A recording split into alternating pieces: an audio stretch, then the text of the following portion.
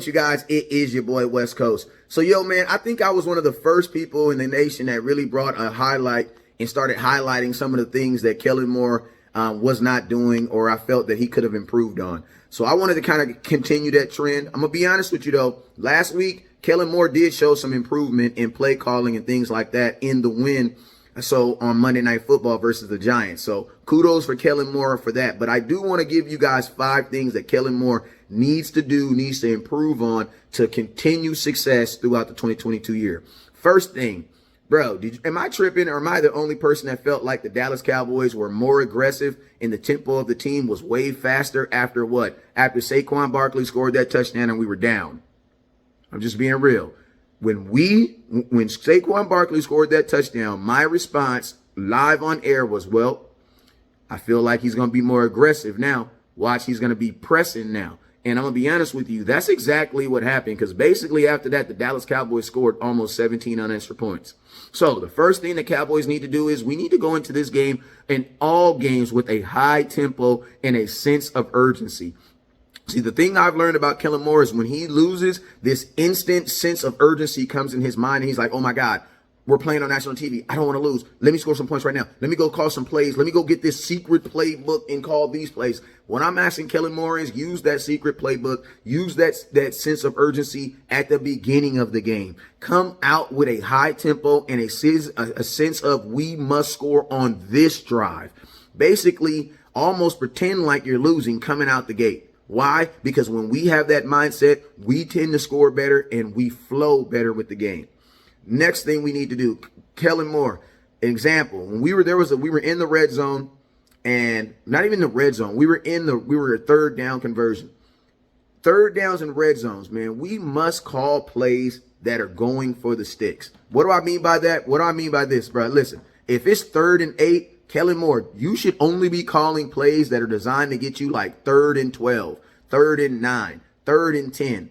You should not be calling plays that are designed to get you less than what you need. Why? Because players know how to tackle, man. Why are you asking for your player to catch the ball at the 7 yards, knowing that you need 9? That means he's either going to have to make someone miss, or he's going to have to break a tackle just to get the first down or get the touchdown. That's absolutely ridiculous. Call plays that are designed to get exactly what you need. So all the wide receiver has to do is catch the ball. Even if they get tackled, they still get the first down or the touchdown. Next thing you need to do, because this is kind of related to that. Bro, we were in the red zone last week 3 times. And if I'm not mistaken, we only took 1 shot to the red zone.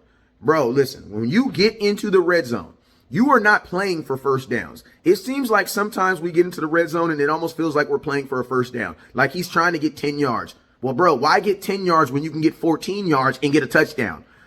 If you have 4 downs in the red zone, you know one of them is going to be a field goal if you don't get it. So that means you have 3 downs to get a touchdown. Bro, you should be going for the end zone at least 2 of those downs. Why? Because all those plays and everything that you have done to get to this point is designed to get you in the red zone. So when you get in the red zone, Kellen Moore, you must. It is mandatory that you take shots. And I'm going to tell you this too, along with tip number 2, Kellen Moore, call plays that get your wide receiver already in the end zone. So when they're coming down with the ball, all they got to do is catch the ball. They don't got to catch the ball, make nobody juke, and then jump in the end zone. They got to do none of that. All they got to do is catch the ball, come down with it, and it's a touchdown. The only person that should be getting the ball outside of the red zone, inside the red zone, is a running back.